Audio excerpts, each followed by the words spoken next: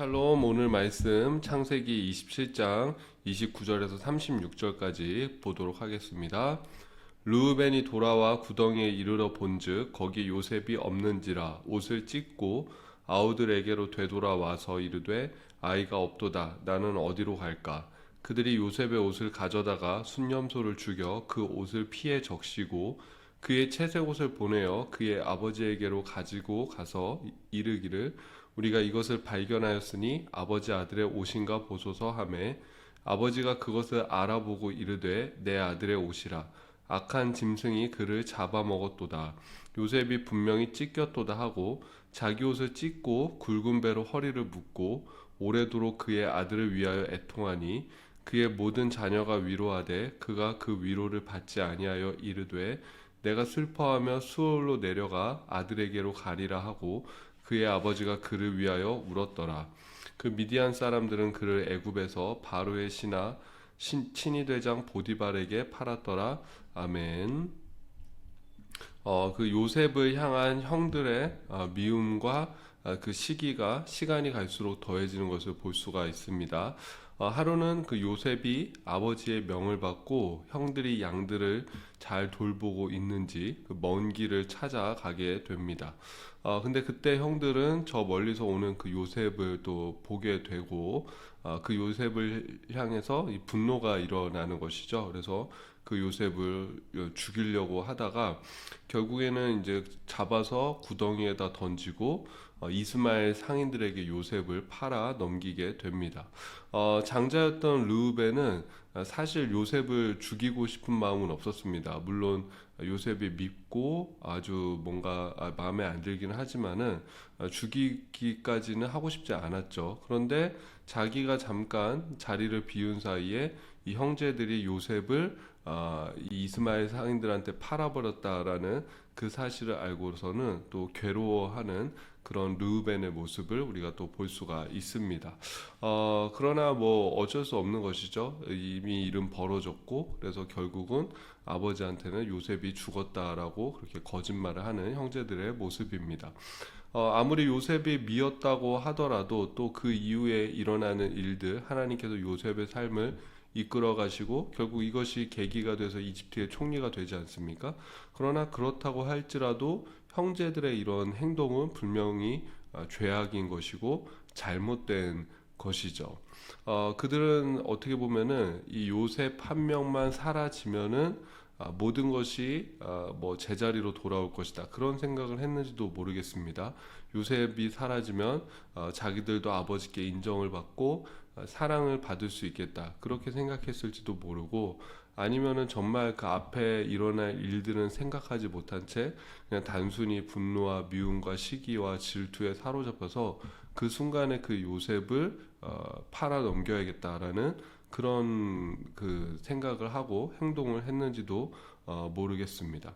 어쨌든 이게 완전 치기 어린 행동이지 않습니까? 이 형제들의 미성숙함을 잘 보여주고 있는 그런 행동입니다. 그리고 이들이 분명히 잘못 생각하고 잘못 판단한 것이 있습니다. 그것은 뭐냐면은 바로 아버지 야곱의 마음이었던 것이죠. 이들이 결국은 요셉의 옷에 짐승의 피를 묻혀서 요셉이 잘 죽었다라고 그렇게 아버지께 보고를 합니다. 근데 그 보고를 받은 야곱의 반응을 봐야 됩니다. 35절 보니까는 그의 모든 자녀가 위로하되 그가 그 위로를 받지 아니하여 이르되 내가 슬퍼하며 스올로 내려가 아들에게로 가리라 하고 그의 아버지가 그를 위하여 울었더라. 모든 자녀가 지금 아버지를 위로하지만은 그 위로를 받지 않았다라는 것입니다. 이 야곱의 입장에서는 또 얼마나 괴로웠겠습니까? 자기가 그 형들이 양을 잘 치고 오는지 보라고 그 요셉을 보낸 사람이 바로 야곱이지 않겠습니까? 그러니까 아마 그 죄책감도 더 심했을 것이고, 그리고 이 요셉 정말 자기가 사랑하는 아들을 잃었을 때 그 괴로움과 고통은 말로 표현할 수 없었을 것입니다. 근데 그 슬픔이 형제들이 생각하는 수준을 훨씬 뛰어 넘었다라는 것이죠. 그러니까 자기들이 위로하면은 그래도 아들이 12명이나 있으니까 12명 중에 한 명 없어진 거니까는 나머지 11명이 있으니까는 그 11명이 위로하면은 야곱이 괜찮아지겠지 정도로 아마 형제들은 생각했을 것입니다. 그러나 그것이 형제들의 가장 큰 착각이었습니다. 그 야곱의 괴로움은 어떤 것으로도 위로될 수 없고 치유될 수 없는 그런 괴로움이었던 것이죠. 그러니까 이 상처와 이 아픔을 그냥 평생 안고 사는 것이죠. 이것이 결국 언제 치유가 됩니까? 나중에 요셉을 다시 만날 때, 다시 만나고 나서야 이 상처와 아픔이 치유가 되는 것이죠. 그런데 그 전까지는 이게 뭐 해결이 되지가 않는 것이죠. 아버지를 괴롭히고 형제들도 마찬가지입니다. 아버지의 그 괴로움을 보면서 형제들도 마찬가지로 괴로운 거죠. 그 평생 뭐 다시 얘기할 수도 없는 거죠. 누구한테 절대 얘기도 못한 거잖아요. 근데 평생 그 죄책감. 근데 우리가 요셉을 팔아버렸다. 그 요셉이 지금 죽었는지 살았는지도 모른다. 아마 죽었을 것이다라는 그 죄책감으로 인해서 형제들도 평생을 괴롭게 살게 됩니다. 그래서 그 대표적인 예가 뭐냐면 다음 장에서 보면 유다가 아버지의 집을 떠나게 됩니다. 왜 떠나겠습니까? 그 아버지의 괴로움을 견딜 수가 없는 것이죠. 더군다나 유다는 이스마엘 상인들에게 이 요셉을 그냥 팔아 넘기자라고 말했던 장본인이지 않습니까? 그렇기 때문에 그 아버지의 괴로움을 견디지 못하고 그 죄책감 때문에 결국 아버지 곁을 떠나는 유다의 모습을 볼 수가 있습니다. 우리가 오늘 이 본문을 통해서 좀 깨달아야 될 것은, 여러분, 우리가 언제 철 든다, 뭐 우리가 철 들었다 그럴 때가 있잖아요. 언제 그럴 때가 찾아옵니까?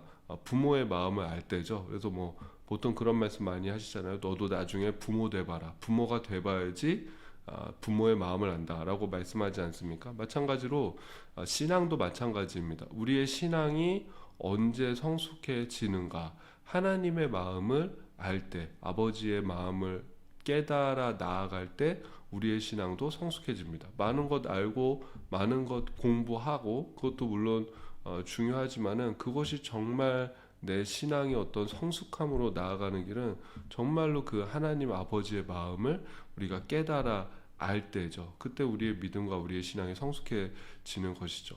많은 그리스도인들이 참 이기적이다라는 말을 우리가 많이 듣게 됩니다. 그런 이유 중 하나도 무엇입니까? 하나님의 마음을 모르는 것이죠. 하나님이 어떤 마음을 갖고 계신지, 또 우리의 어떤 행동이나 우리의 죄악들, 또 우리의 모습들을 보면서 하나님이 얼마나 괴로워하시는지 그것을 모르기 때문에 우리가 이 어떤 그런 이 하나님을 벗어나는, 또 하나님의 말씀대로 살지 않는 그런 삶을 살게 되는 것입니다.